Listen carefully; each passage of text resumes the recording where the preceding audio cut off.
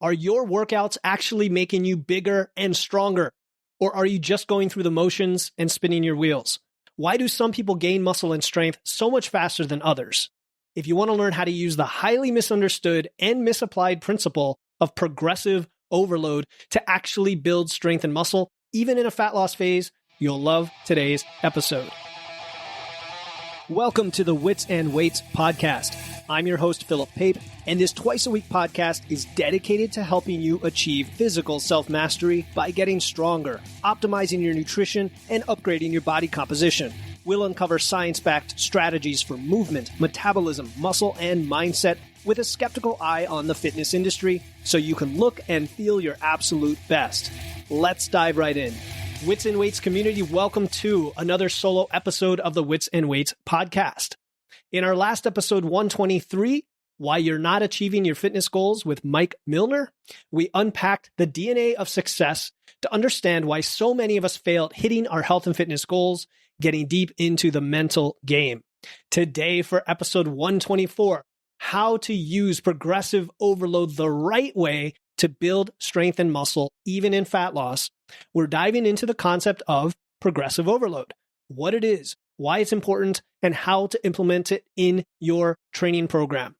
I'll explain the science behind how it drives muscle growth and strength gains, which is one of the most misunderstood pieces here, and then provide specific methods for progressively overloading your workouts by increasing weight, reps, sets, intensity, and other creative approaches. These strategies apply to all training levels, from beginner to advanced. And then finally, I'll go over how you can apply this principle even during a fat loss phase. Buckle in because this is going to be an epic, all-encompassing episode on this topic. And if you want my free detailed guide on progressive overload that you can download and reference whenever you want, just use the link in my show notes under episode resources or go to witsandweights.com/free. All right, let's get into today's topic. How to use progressive overload the right way to build strength and muscle, even in fat loss. I took a lot of time to research this topic because it is so important. Progressive overload's probably the most important principle for building strength and muscle, and also one of the most misunderstood. Progressive overload refers to the gradual increase in stress placed upon the body during exercise over time. This stress can come in the form of increased weight, sets, reps, intensity. The key is that the body's continually challenged beyond what it is already adapted to. Now, our muscles have a remarkable ability to adapt to whatever demands we place on them. I mean, it's a beautiful thing. I talk about muscle first health and a muscle-centric approach. Muscle is an organ, and it is the organ that we have the most control over. We can change, we can add to it. Skeletal muscle is just a beautiful thing. And it elevates everything in our health and fitness. But in order to become bigger and stronger, we have to force further adaptation by providing a new overload stimulus. Now, real quick, the term overload, I think, is a misnomer because you are not actually going past the point of your ability. You are pushing the very limit of your ability, thus causing the adaptation. So just want to get that out of the way in case the term is misused. Now, if you don't have progressive overload in your training, your results are going to quickly plateau. And so if you've been in the gym for years, hitting the same weight, not making progress, not getting stronger, not building muscle, maybe not losing fat either, this is likely very much the reason why. Now, I've heard progressive overload explained in many different ways, and I'm going to share the one that I find the most helpful today. And that is through the stress recovery adaptation model, SRA. Now, you might see it referred to as the stimulus recovery adaptation model as well. Same thing. We're going to use the word stress. It gets the job done. So progressive overload is the gradual increase of stress placed upon the body during exercise over time. And this stress pushes the body out of homeostasis.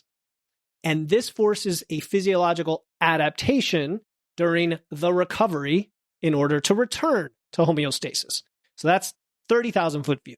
Now let's get down to the 10,000 foot view here. Let's start with stress.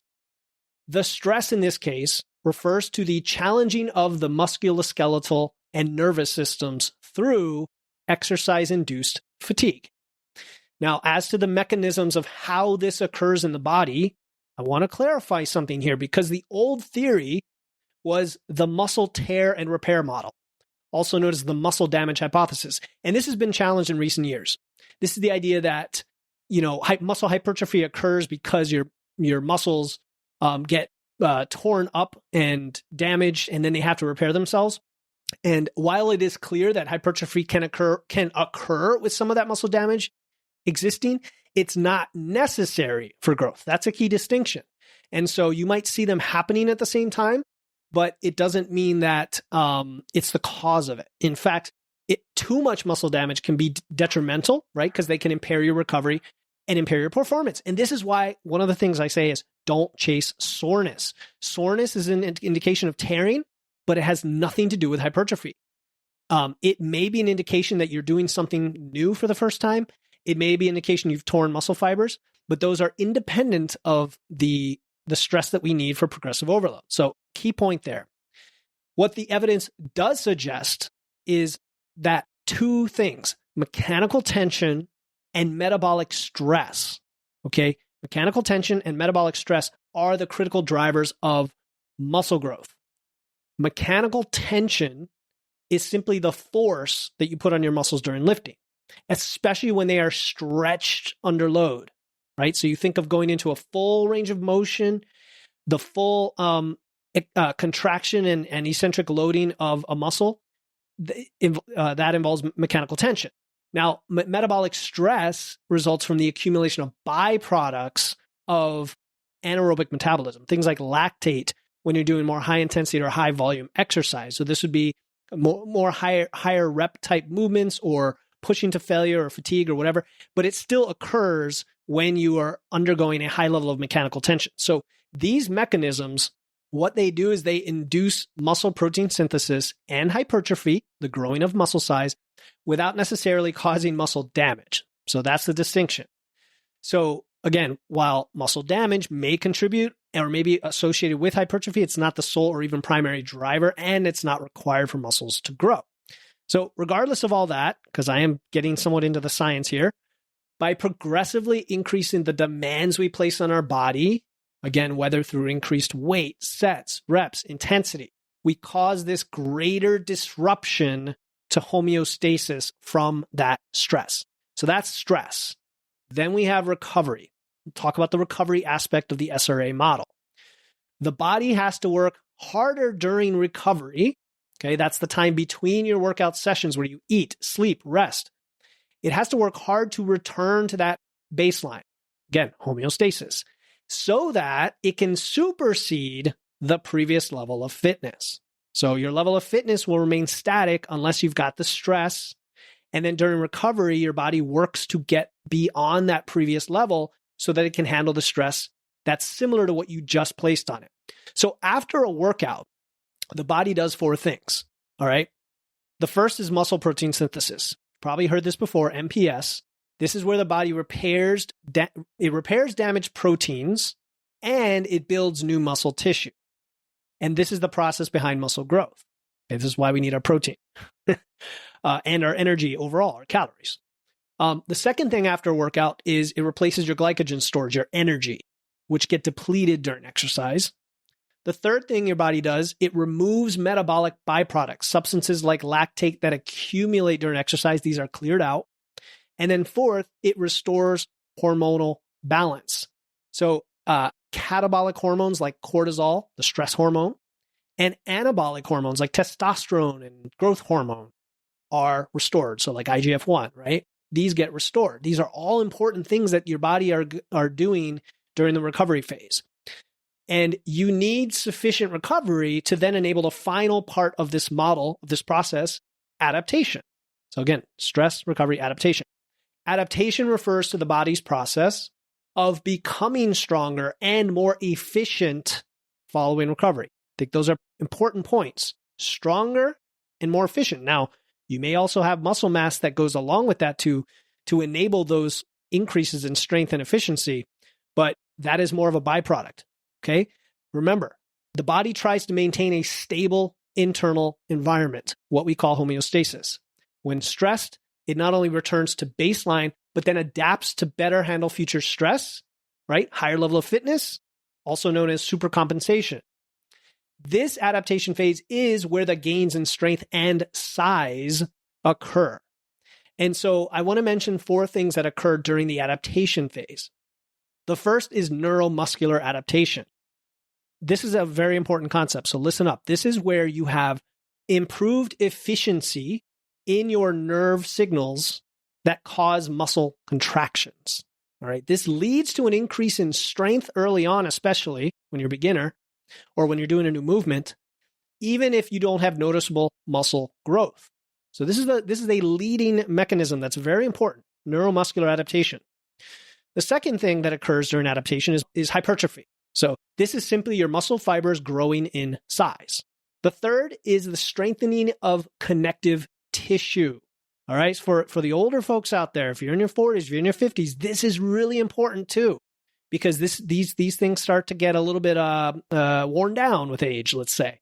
Your tendons and ligaments will become stronger in response to the loads placed upon them. This is also why we don't want to overdo it, especially as we age, right? We want to have the right amount of volume, right amount of stress, and progress over time and not overdo it. And the fourth thing during adaptation is an increase in bone density. Bones become denser and stronger in response to the stress of resistance strain. So we can see here already that this process is creating a lot of changes in our body that are super beneficial for our health, for our strength, for our function, for longevity, for everything you can imagine. It's all good. It's all benefits. And so for these adaptations to occur, what I'll call optimally, the body needs what? Adequate nutrition. Okay, so it's not just about the lifting. We need enough protein, we need enough calories for the muscle protein synthesis, for replenishing your glycogen stores, and we need the rest and sleep that goes along with it to facilitate the maximum recovery. Now, I'm going to talk toward the end of the show about how you can still train with the principle of progressive overload during fat loss when you don't have enough energy coming in. I'll talk about that.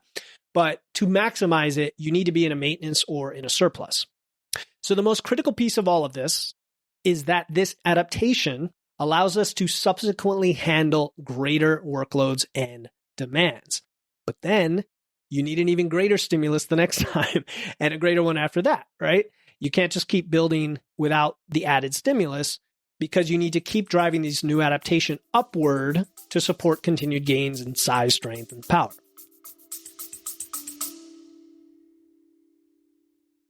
Hey listeners, this is Philip Pape, and I'm excited to announce our upcoming, totally free 21-day challenge starting December 1st. It's called the Wits and Weights No Diet Holiday Body Recomp Challenge. This challenge is about learning how to achieve body recomposition. That's building muscle and losing fat at the same time without dieting or restriction throughout the holidays. I'll be giving you free videos, guides, and personalized coaching in a private group chat to help you enjoy the holidays while being satisfied and guilt-free. The kickoff call is Friday, November 17, and the link to enroll is in the show notes. No matter what episode you are listening to, don't worry. If you're hearing this after November 17, you can still register and get access to the replay and resources before the challenge starts on December 1st. Again, to join the Wits and Weights No Diet Holiday Body Recomp Challenge to build muscle and lose fat without dieting through the holidays, click the link in my show notes. Now back to the episode. So this is why beginners can squat 3 times a week and can make very rapid progress, because the stress just isn't that high in absolute terms, but it's high enough in relative terms to cause the adaptation and cause it very quickly. So you can recover in 2 days, you can repeat the same movement at a higher level of fitness you were 2 days ago, and you can repeat this for several months before the stress starts to become too great to be able to apply that frequently, right? And so beginners can really take advantage of this early on, take advantage of the neuromuscular adaptation and the frequency of these movements. Once you get to intermediate and advanced stages, you're going to have way more stress on the body because you're simply at much higher loads. So even though you've adapted to it, they still place a great stress on your body, and it takes longer to recover and to adapt. But if you wait too long, like if you wait 3 or 4 weeks, let's say, between movements, the adaptation will regress back to the previous level. And so you can either find the sweet spot in frequency or use techniques to maintain strength between the higher stress bouts, between your heavy lifting sessions. So that's where programming gets a little more complicated. The key takeaway to all of this remains that progressive overload through managing training stress and recovery, right? Sleep, rest, food, is the driving principle behind improved performance over time. You need enough stress in your workouts to cause the adaptation. You need enough recovery, but not too much. And then rinse and repeat this for massive increases in strength and muscle early on, and smaller but ongoing relative muscle and strength increases as you get more advanced. Okay, so that's the principle of progressive overload. Probably could have been its own episode. But the next topic we need to understand is the relationship between strength and hypertrophy, especially when discussing training outcomes. So we're going to start with strength. Strength is largely a product of neurological adaptations. That's one. Muscle cross-sectional area. That's two. And the specific skill of the movements being performed, also called specificity. That's three. All right, so neurological, muscle size, specificity. When someone starts training effectively for the first time, rapid strength gains occur without substantial increases in muscle size yet, but they'll happen. They'll happen pretty quickly afterward. Within weeks, they'll start to occur. And this is due to improvements in the efficiency of the nervous system, right? Think of it as your brain, your mind-body connection, finally waking up and realizing that you want to put this demand on it for this movement pattern, and you need to become more efficient at it. And your latent or inherent capability is there. You have the muscle for it. You just have never recruited it before. So now your brain starts to better recruit your motor units. It increases the firing rate of those movements. It improves the coordination of your muscle groups. Like the whole system just starts to come together in this beautiful ballet of movement that makes you an efficient machine for that training, for that pattern, before you actually need to build more muscle tissue. So that's strength. Hypertrophy, on the other hand, refers to the increase in muscle size. So while larger muscles have a greater potential for strength, muscle size alone does not directly translate to maximal force production. I've mentioned it before. Hypertrophy is driven more by metabolic stress. It's the mechanical tension and then a little bit of the muscle damage. But I always like to say that strength leads muscle. Focus on the strength, build the patterns, and then you'll start to build the muscle. And then that increase in size and the ability to move more weight will allow the hypertrophy piece to become much more efficient and effective down the road. So for beginners, the initial phase of strength training is dominated by neurological adaptation. And that's why you can get significantly stronger, right? You can double or triple your squat, your deadlift, your press, your bench within months without necessarily seeing a huge change in muscle size at first. And then over time, as your body becomes more efficient and then you lift the heavier weights, you've caught up to your latent ability. And now the stimulus for muscle growth becomes more pronounced, and then hypertrophy starts to contribute even more to strength gains, and they're kind of working together at that point. So the relationship between strength and hypertrophy gets more complex as you advance in training age, and then things like genetics, your training style, your specific programming, how consistent you are, have a much greater influence on whether you gain more strength or size. So again, beginners, if you're listening, or if you've not ever done this effectively before, you're a beginner, you can focus on a general strength training program. And I highly recommend one that uses barbells with the big compound lifts in the 4 to 6 rep range. Very simple, very effective, very time efficient. This will lead to both strength gains and then over time, hypertrophy. And then as you advance, you may need more specialized programs to target either of these depending on your goals, right? You might be doing some power building or upper lower splits or, a conjugate type program. You might do a bodybuilding program. The sky's the limit in the future, but start with general strength. Either way you go, like whatever your programming looks like, the volume and the nutrition have to be sufficient for you to keep growing. Now, I want to give you the big picture of how we implement this. And then I'm going to dive into specifics on different methods. Like I said, this is an epic episode. You're going to have everything in here. All right. So let's talk beginners first. Okay. For beginners who are new to strength training, and that includes all of you listening who the light bulb has gone on and you've realized you've not been training the right way all these years. And that's a lot of people, I'm sure, listening to this podcast. That was me about 4 years ago. when the light bulb went off. If you are in that category, progressive overload follows a linear, straightforward progression. We actually call it a novice linear progression for that reason. And the most basic approach is simply add weight to the bar or dumbbells or whatever you're using, add weight each session. Same number of sets, same number of reps, just add weight. That's all you need to do as a beginner. So if you squatted 95 pounds on Monday, you'll squat 100 pounds on Wednesday, then you'll squat 105 pounds on Friday, right? Or maybe you'll go up by 10 pounds initially, and then it'll lessen to 5-pound jumps, and then maybe you'll do 2.5-pound jumps. The point is to go up in weight, right? And I know I get that that's not exactly linear, but linear meaning all you're doing is changing one training variable. Now, there are some other movements for beginners that you might incorporate, like chin-ups, right? After a few weeks or so, you might incorporate chin-ups where the overload, you can't just add weight to chin-ups, right? You're either going to gain weight in your body, and that's going to make the chin-ups harder, but you should still be able to get the same number of reps as you increase in weight. Thus, you are progressively overloading. Or you can add more reps, like you're getting stronger, so you're able to get more reps. Or you could even add weight using something like a dip belt.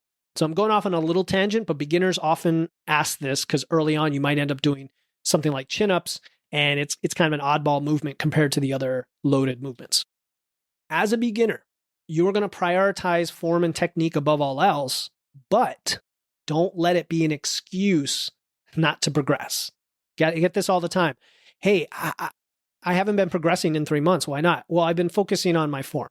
You don't need 3 months to focus on your form. You just need a few sessions, get some feedback early and often, use form videos, get a coach, post it in the Wits and Weights Facebook group, reach out to me. Don't use it as an excuse, even though it is important. So it's a fine balance. Another thing for beginners that's really important, I think, is to train through the full range of motion. This is not the time to be doing partials or, rack pulls instead of deadlifts or Spotto presses instead of full bench presses. This is the general strength adaptation phase. You want to be doing full range of motion. That means below parallel on the squat. That means the full shrug at the top on your overhead press. That means touching your chest on the bench and then locking it out at the top, right? And if you're not doing these things, right? You know who you are. It means you're not training through the full range of motion, right? Partial range of motion, yeah, you can lift more weights, but you're not loading the full movement. And when we talk strength and we talk specificity of movement patterns and neuromuscular adaptation, you have to train through the full length of the muscle to get the benefit. So just FYI on that. Last thing for beginners, I want you to log everything. Like log them in a notebook or an app. It doesn't matter. Well, whatever works for you. Log your exercises, your movements, your loads, your sets, your reps. Add any notes about how it felt, right? Or what are you going to do next time? What did you learn about it? Anything special about the conditions of your training? Start logging everything. Get into a habit of doing that. So that's it for beginners, right? And again, we're going to get into specifics, much more specifics on various methods in the next section, but hold on for that. I want to mention intermediate trainees for a brief while here, because a lot of beginners wonder, what do I do after I've run out for like 3, 4, 6 months? I've started to plateau on my big lifts. I'm increasing the weight every session, but I'm starting to plateau, right? Initially, I'm going to say, well, can you get creative? Can you, instead of doing 3 sets of 5, can you do 5 sets of 3? Can you do a top set and then a back off set? Like things like that, which kind of still let you increase by weight and not really change much else. But eventually you are going to truly plateau.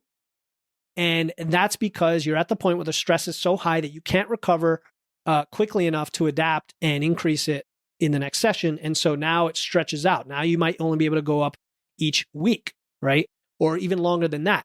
And at this stage, techniques like heavy versus light days, where the light days don't place too much stress, but maintain your strength, or top set, back off set, or rep ranges, and other advanced methods, those are what are going to allow you to continue with that progressive overload. And we're going to get into all those in a bit, so stay tuned for that. This is just the high level kind of public service announcement for intermediate lifters. I wanted to take a quick detour on the programming, and then we'll get into the methods. So when your lifts start to plateau on a 3-day per week program, I think you have 2 really good options. The first is heavy, light, medium, and the second is a 4-day split. So heavy, light, medium is if you want to continue working out 3 days a week. And what you're going to do is fluctuate the intensity, that's the weight on the bar, and the volume of your sessions throughout the week. And so instead of like squatting heavy 3 days a week, you are going to do, for example, a heavy day where the volume is low. You might have 3 sets in 85 or 95% of your max of your 1RM, we call it load, right? And lower reps, like 3 to 5 reps. So this might be your 3x5 day, for example. Then Wednesday might be a light day. This is where you're going to have maybe an extra set or 2, but at a moderate volume. It still might be 3 sets, but it's going to be lighter weights. It's going to be like 60 to 75% of your 1RM, a little bit higher reps, let's say 8 to 12 reps. And then you're going to have a medium day on Friday, which is kind of splitting the difference. This is maybe 4 sets at like 70 to 85% of your 1RM for like 6 to 8 reps, right? And you can look this up. You can Google HLM, heavy, light, medium. There's a million ways to do this. It was described really well in Practical Programming, which is like the sequel to Starting Strength. Look up any of Andy Baker's articles on the subject. The point is, by rotating these parameters, these training variables, it allows you to continue pushing on a weekly basis, but then maintain your strength on a session by session basis. And then it allows for more recovery. That's the point. So that's option 1. The second option when you've plateaued is a 4-day split. And this is probably the most common thing that people do.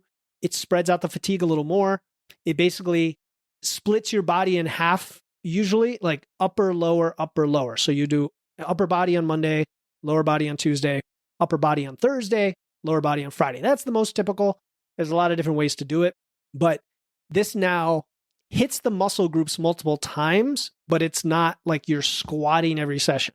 So you can technically add more volume to certain movements because you're spreading it out, and the frequency ends up being 2 times per week for each muscle group. So an example of that would be on the upper days, you would do maybe one that's focused on, well, here's the approach I like. Take the 4 big lifts and just split them up across the 4 days as your main lifts. So bench on Monday, squat on Tuesday, press on Thursday, deadlift on Friday. That's just one example. You can arrange them however you want. But make sure to have like upper, lower, upper, lower, lower, lower, upper, lower, upper. And then you would have accessory lifts and direct or isolation work after those main lifts. So if on bench day, you might then do an incline dumbbell bench after the flat barbell bench, and then have a couple other movements for your shoulders, and then maybe biceps, right? So I'm not going to get into more detail than that. The point is that now you can continue to progress all your lifts while managing fatigue compared to the full body. And because you are, for example, benching on Monday, even though you don't bench again till the next Monday, you are pressing on Thursday, and you're probably also doing some chest-related work on both days anyway. So you're kind of maintaining your strength between the weeks, right? Between the sessions. Okay, that's more than I even wanted to get into on programming, because even though programming is important, I think the principle of progressive overload, we want to focus more on the specific session-based strategies, right? To provide that overload. And I'm going to do that now. But before I do, I mentioned it earlier, friendly reminder, I created a detailed guide for you on progressive overload to go with this podcast. Just click the link in my show notes under episode resources, or go to witsandweights.com/free. Hey, this is Philip, and I hope you're enjoying this episode of Wits and Weights. I started Wits and Weights to help people who want to build muscle, lose fat, and actually look like they lift. I've noticed that when people improve their strength and physique, they not only look and feel better, they transform other areas of their life, their health, their mental resilience, and their confidence in everything they do. And since you're listening to this podcast, I assume you want the same things, the same success, whether you recently started lifting or you've been at this for a while and want to optimize and reach a new level of success. Either way, my one-on-one coaching focused on engineering your physique and body composition is for you. If you want expert guidance and want to get results faster, easier, and with fewer frustrations along the way to actually look like you lift, go to witsandweights.com and click on coaching, or use the link in my show notes to apply today. I'll ask you a few short questions to decide if we're a good fit. If we are, we'll get you started this week. Now, back to the show. Here we go. So this is going to be organized by the types of ways you can progress. You can progress by increasing weight, reps, sets, intensity, or some combination of these variables. So I've got a lot in here. Again, this is an epic episode, so listen through all the way and you never know what you're going to learn. How do we increase by weight? All right. The easiest way to do this is what we already talked about. Just increase the amount of weight each session for your movement. Add some increment. It might be 2.5, 5, 10 pounds. Maybe it's 20 pounds when you're just getting started. And that's it. Simple. Okay. If you're a beginner, that's all you've got to do. You can almost not even listen to the rest of this episode and you've got your game plan.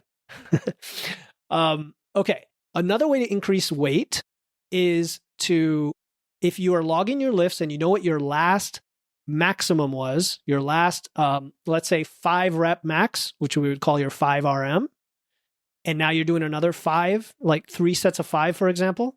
And your last 3x5 RM was, 200 pounds. Now maybe you aim for 205 pounds, even if it was several weeks or months ago, because you've been, for example, rotating through different lifts and maintaining your strength on all those muscle groups. But now you want to come back to the specific lift and you want to try to beat your weight from last time.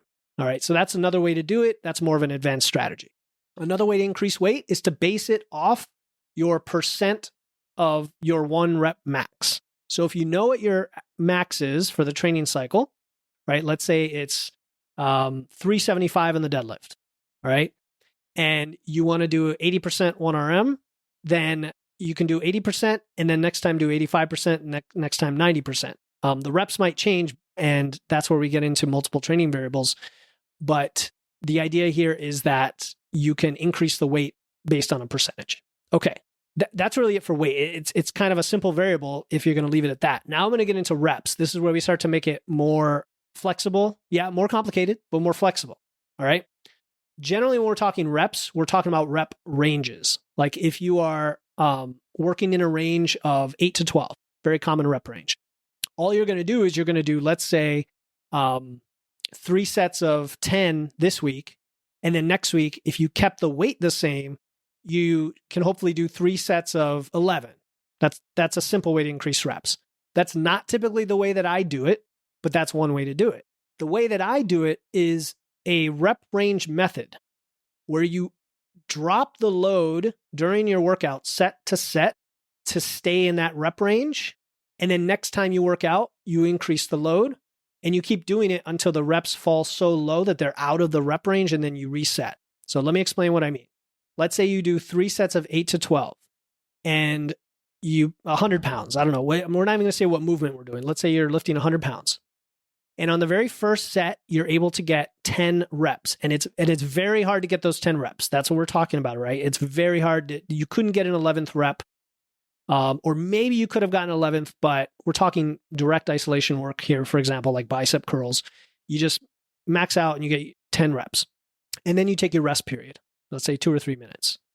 On the next set, you should be able to get no more than 10, and probably you should only be able to get 8 or 9 at that same weight. All right, so you do it, let's say you get 8. Now on the third rep, you have a choice.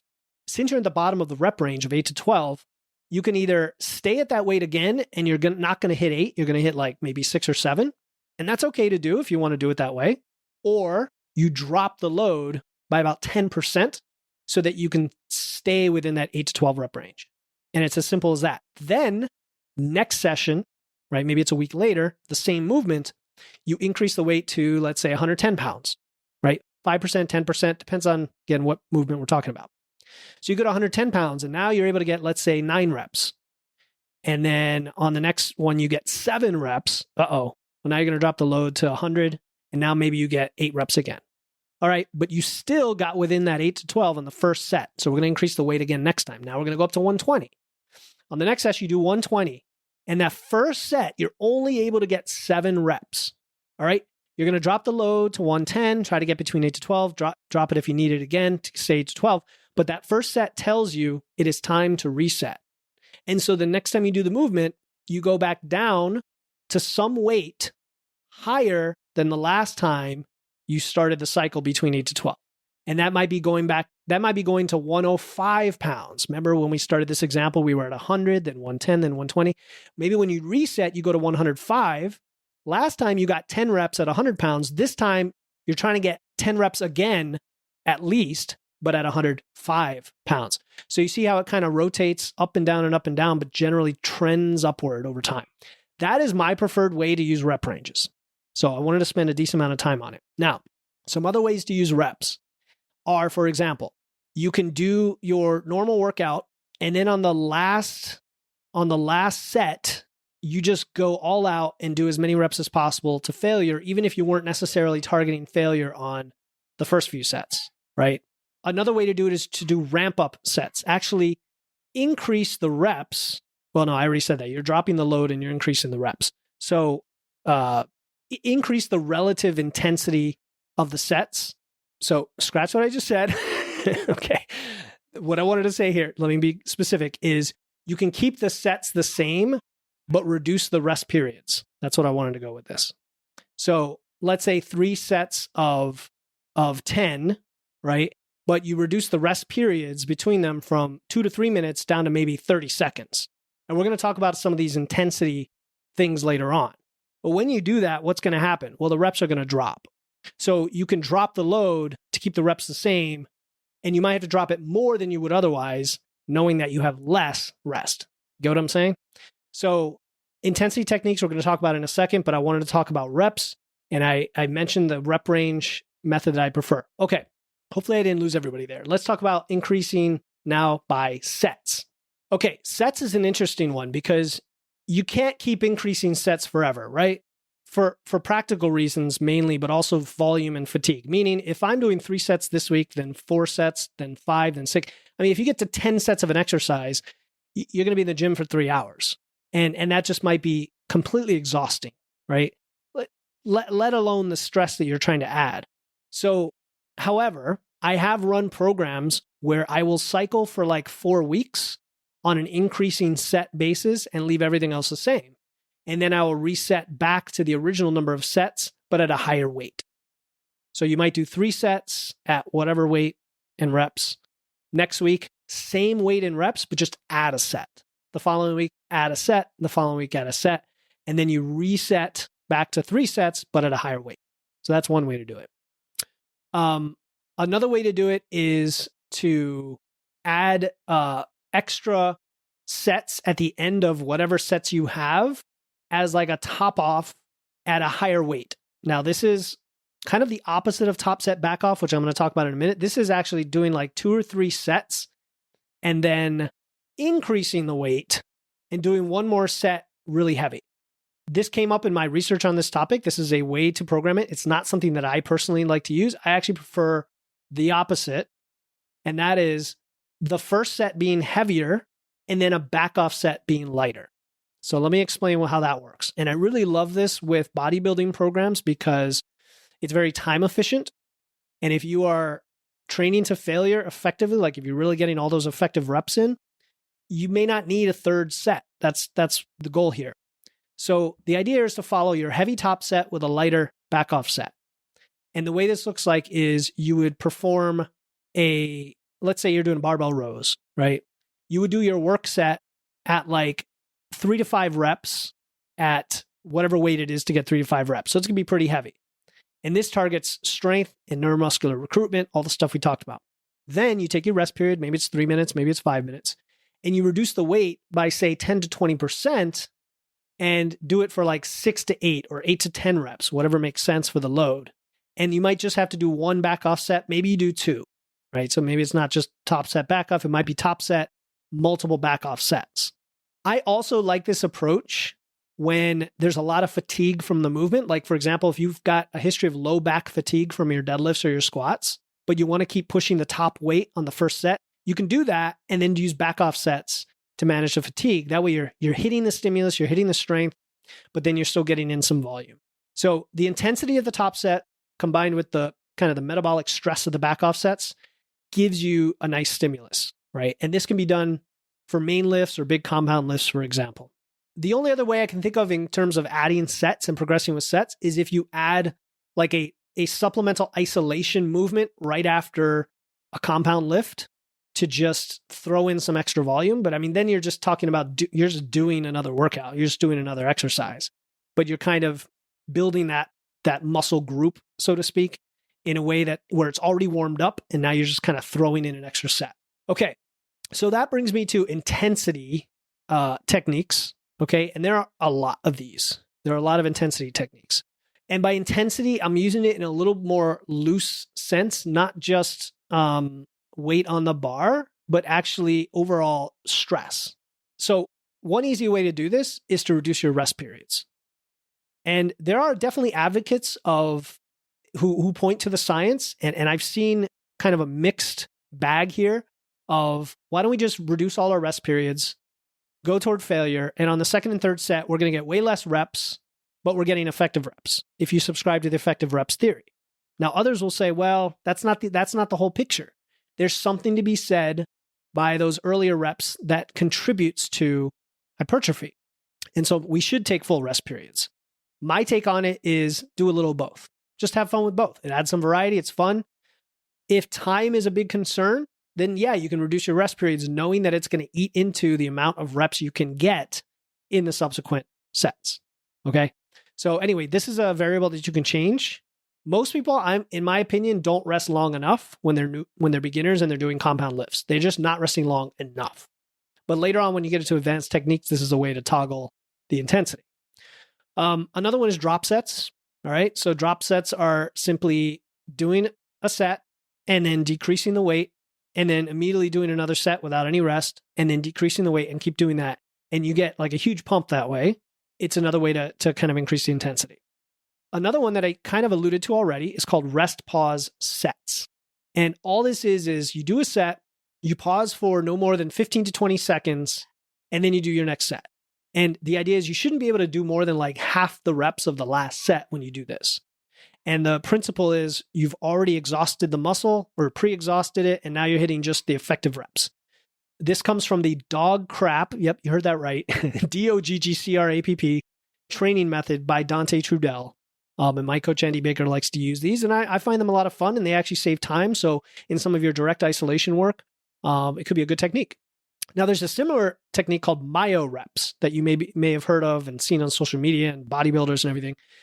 It's a bit more complicated. You do an activation set, they call it, and you go just shy of failure, not quite failure, but then you rest for 5 seconds. You rest for 5 seconds per rep that you were able to do.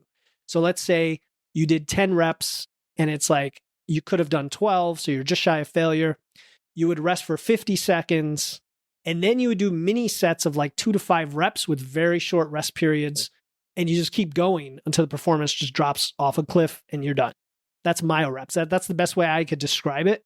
Again, I think it's too complicated. I just like rest pause sets. Just do a set, wait a short amount of time, do another, wait a short amount of time, do another. Easy. Okay, another way to increase intensity is it's controversial, I think, because some people love it, some people hate it, some people are like, whatever. And that is an RPE or an RIR based approach. All right, RPE is rate of perceived exertion.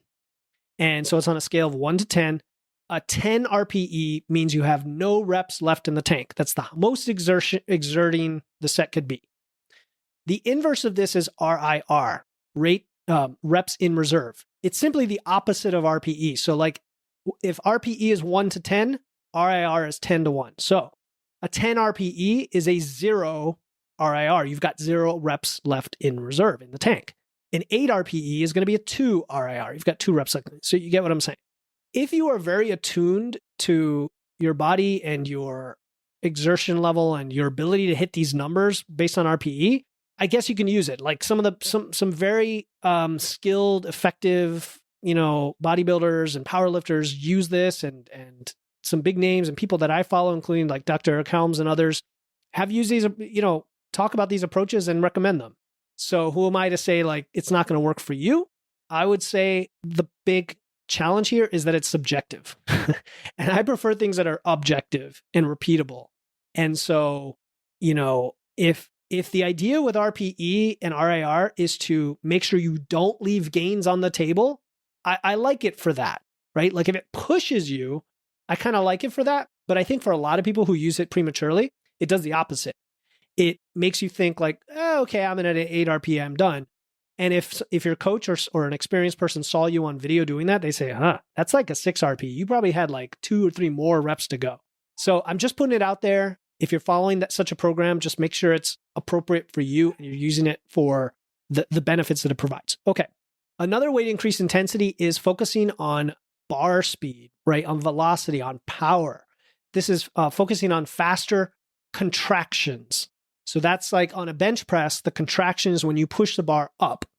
So for a bench press, continue with this example, you might lower the bar at a normal 1 or 2 second rate, pause at the bottom for a second, and then explode up.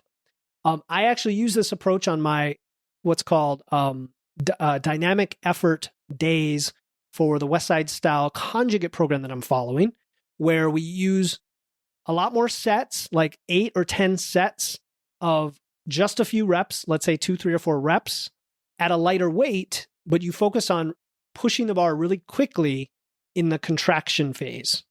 So yeah, that's all I have to say about that. Again, there's controversy about how effective this is. If you're not very strong, how effective is it? Should you be measuring the volume with like apps and sensors and all that? If you want to get into all that, go for it. I think it's a very limited application to people who know how to use it. And I would leave it at that. Okay. Then we have tempo work, right? This is where, okay, so I'm not necessarily a fan of like going super slowly in the full range. Like, for example, with a squat, going down slowly. And then, I'm sorry. I'm not a big fan of slow concentric. That's what I meant to say. And I think I said contraction in my last example, and I meant to say concentric, but you know what I mean? I'm a fan of a slow eccentric with a pause and then a fast concentric if you're going to do tempo work. The pause especially, I think, is where the magic is because you stop the stretch reflex. So for example, pause squats with a squat safety bar or front squat, really good for a quad dominant pump, right? Like if you want to really hit the quads hard from a hypertrophy perspective, you do a safety bar squat down slowly, you pause for a good like second or two where all the momentum's taken out, and then you push up as fast as you can, and that's where you're kind of combining bar speed and power with tempo work to get a little bit of extra intensity. This could also work if you have dumbbells and you just don't have heavier dumbbells. You could slow it down, right? Put a pause in there, slow down the eccentric, and then explode up. Okay, continuing on. Mind-muscle connection. The mind-muscle connection is one of these bro science things that I think has a lot of validity. The idea being that if you just turn off the music, turn off the podcast, sit with your thoughts and listen to your body and look at the muscle and really think through the full range of motion of the eccentric and the concentric of the movement and contract throughout the movement, tighten your muscle. I think of bicep curls like Arnold Schwarzenegger, right? Talks about it all the time, like looking at your muscle and imagining that it's growing right before your eyes. And I've seen plenty of guys, women too, who they'll do a bicep curl and it's like they don't even go all the way down and they're kind of just flinging it up and down. What I want you to do next time you do a bicep curl or anything like it is slowly go down to the full, almost to where you're locked out, but not quite, but that full lengthened movement in the bicep. Look at the bicep. And the whole time, I want you to be contracting the bicep on the way down and on the way up, not just on the way up. In other words, don't become soft on the way down. Contract all the way down, hold, and then nice and bring it up, okay? That mind-muscle connection approach, you might find, greatly increases the intensity of how you were doing it before, and now you get more out of the movement for the same load. So that's mind-muscle connection that's a whole topic in and of itself. All right, then we have pre-exhaustion techniques. And this is where I'm not talking about warm-ups here. Like if you do a lift and you warm up the lift to the point where you're ready to go, I don't think of that as pre-exhaustion. I think of that as like getting ready to where you can get the most out of it. Pre-exhaustion is where you do something like an isolation exercise, right? Like let's say a tricep exercise before you do a compound lift like bench press. So now you've pre-exhausted the triceps, which is a key muscle involved in the bench press. And now the bench press is more challenging and the stress moves to a different part of the bench press, right? Because now, for example, your triceps become the bottleneck. And so, and maybe it's not the triceps that you want to do it with. Maybe you want to pre-exhaust your pecs with like flies or something. There's a lot of different ways to do it, but it could make the compound lift more challenging and in a different way. So you get something different out of it. Okay. The next one is called post-activation potentiation. Okay, now this one's a little bit weird, or not weird, but I mean, it sounds technical. All it is performing a heavy strength movement before you do a similar explosive movement. I mean, honestly, the easiest way to think of this is like overload. So do a heavy strength movement that's maybe 2 or 3 RM, and then going much lighter, like a top set back off. But another way to think of it as doing for example, a rack pull, which is a partial range of motion deadlift, very heavy, but then do a lighter deadlift or power clean and see if it enhances the performance of the latter because of the increased activation of the former. It's just one of those things that are out there. Okay, just a couple more in this group. I told you this would be a lot. Accommodating resistance. This is where you add bands or chains. And what this does is it changes the resistance curve. It makes the lift more challenging at the points where the muscle is typically stronger. So for example, if you put bands on a barbell and connect it to the bottom pegs of a power rack and do a squat, it's going to be, the band is going to stretch and be really tight at the top of the squat. And that's where you're usually stronger as well, right? The sticking point is down at the bottom. So now you're adding challenge where normally it would be less challenging. That's the idea with bands or chains. There are arguments as to whether this is even effective for people who are not that strong. So this comes from the West Side, conjugate method. Look into it if it's something you want to try. There's all sorts of ways to do that with your deadlifts, with your bench, with your squat. And then the last one under intensity techniques is intentionally overreaching if you're feeling it.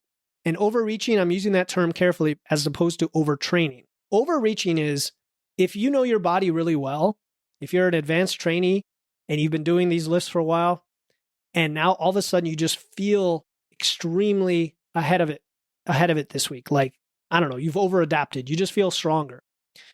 Intentionally doing a little bit more, right? Maybe more on the weight, depends on if you're like in a program where you test your 1RM that day.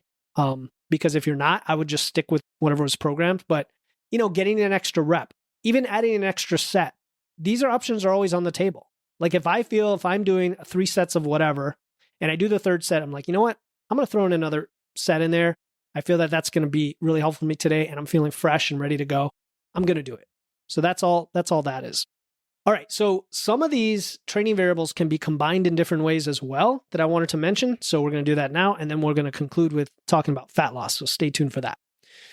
So one method is called double progression.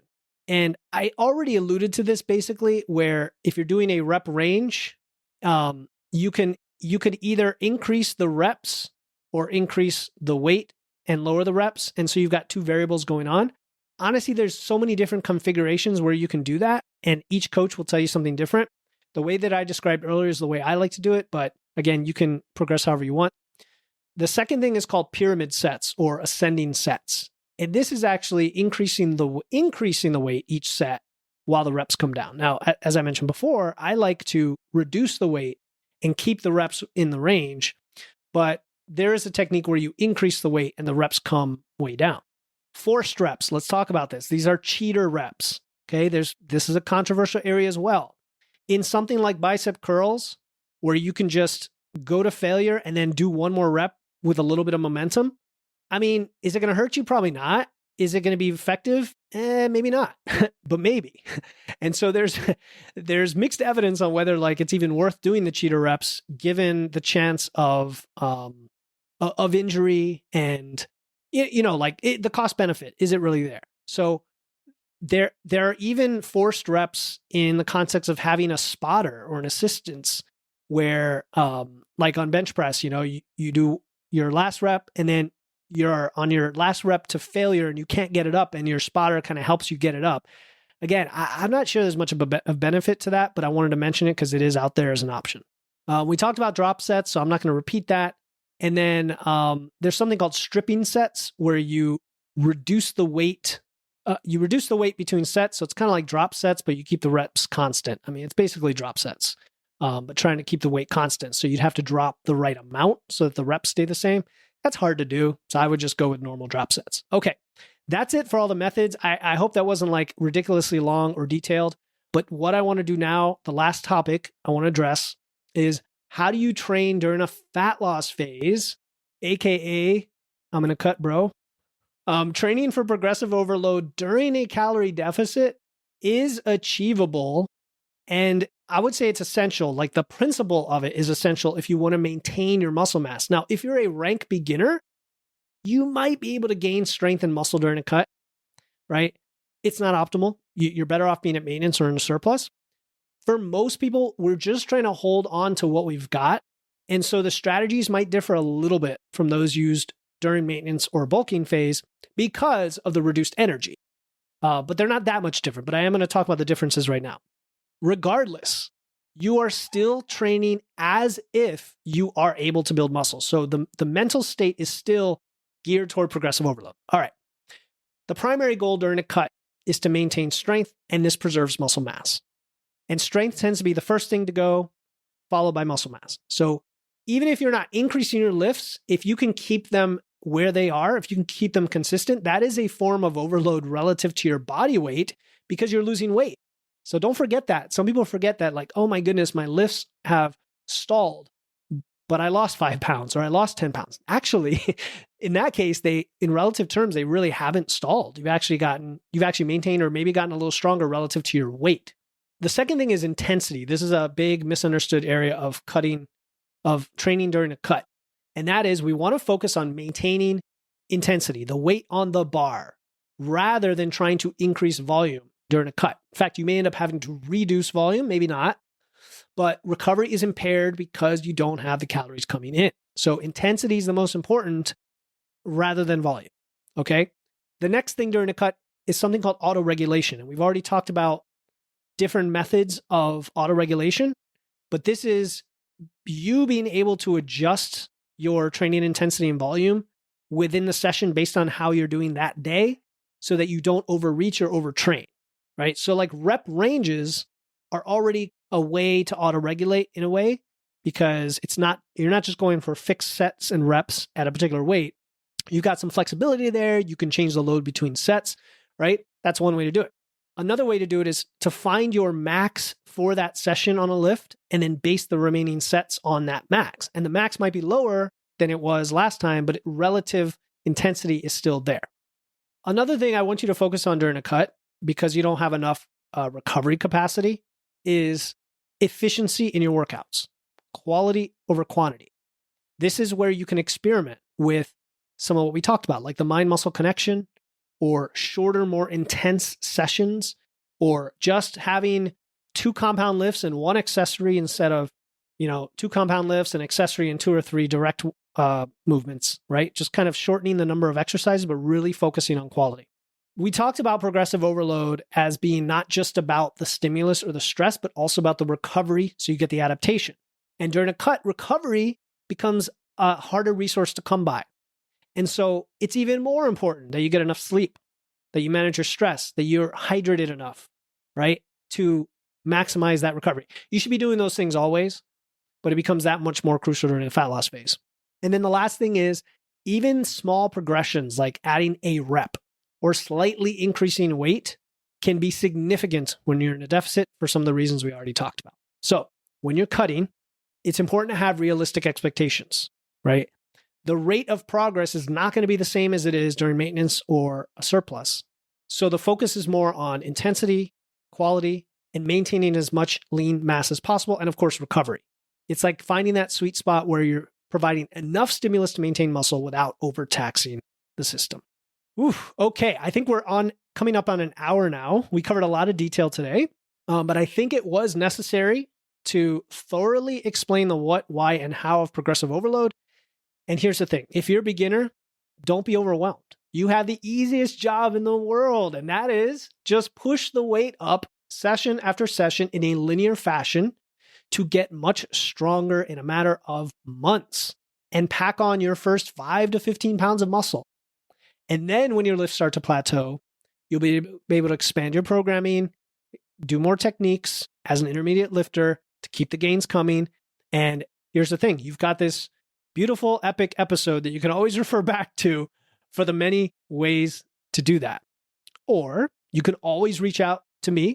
You can schedule the free 30-minute results breakthrough session using the link in my show notes. This is a 30-minute totally free call, no selling or pitching you on my coaching whatsoever, We're just going to map out your specific strategy for nutrition or training, whatever you need the most help with. And I can point you in the right direction when it comes to training effectively using progressive overload so that you can make progress. And again, the link to schedule a free call is in my show notes. I always have a few slots each week. All right, in our next episode, 125, peptides, hormone therapy, medical aesthetics, and personalized wellness with Kristen Gem. We discuss peptides, hormone therapy, medical weight loss, and other ways to complement lifestyle interventions to optimize your health. As always, stay strong, and I'll talk to you next time here on the Wits and Weights podcast. Thank you for tuning in to another episode of Wits and Weights. If you found value in today's episode and know someone else who's looking to level up their wits or weights, please take a moment to share this episode with them. And make sure to hit the follow button in your podcast platform right now to catch the next episode. Until then, stay strong.